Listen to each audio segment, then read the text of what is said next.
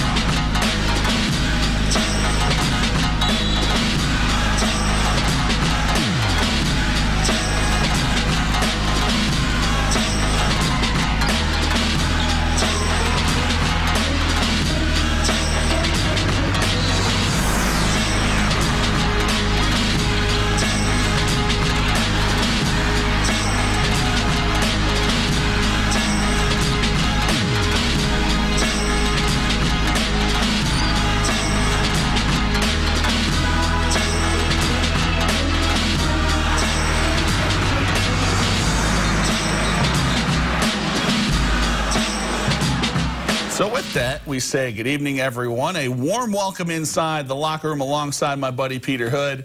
My name is Justin Prince. Pete, as far as highlights go, last week, all about the ladies here in the locker room, but tonight's, we transition back to the boys. Yeah, Jay Prince, with just a couple weeks remaining in the regular season, conference championships starting to be decided. That's certainly the case in the NE8 this evening. The SAC, a little more complicated coming into the night. So here's how it goes. Snider sits alone in first place with a 6-1 record.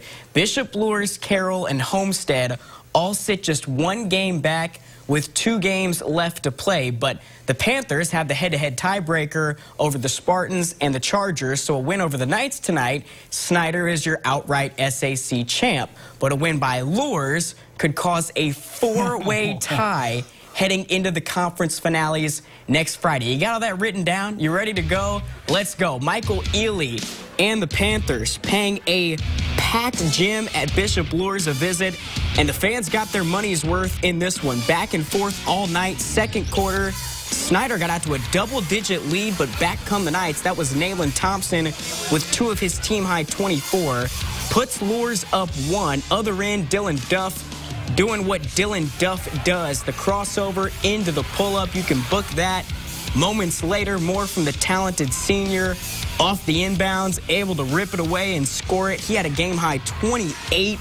That bucket puts the Panthers up 2, but Luers, Prince, they weren't going to let Snider walk into their gym and walk out with the title. Jalen Causey chips in with a dozen, including those 3 right there, as the Knights make things real interesting in the SAC. 79-74, Luers beat Snider.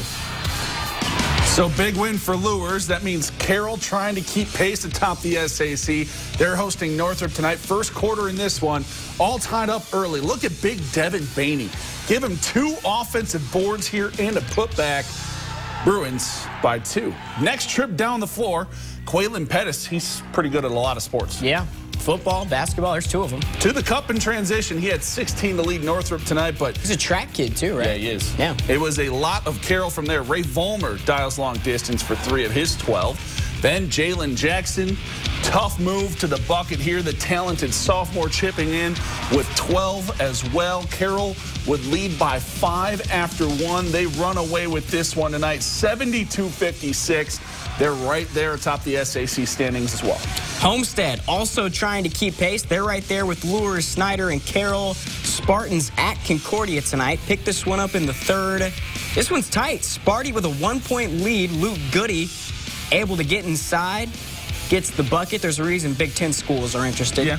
And ACC schools and plenty of others. Homestead up 3, but Concordia, they'd hang around late in the frame.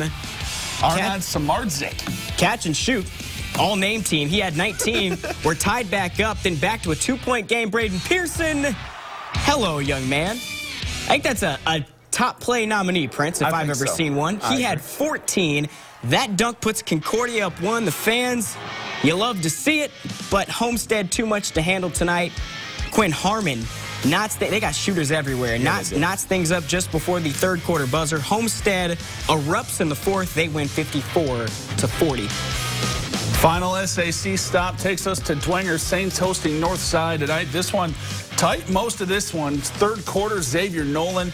He makes it a 3-point game in favor of the Saints. Nice move inside. Other end, the Legends going to tie it right back up. Rashawn Bassett, good-looking freshman. Good pass. He hits the triple.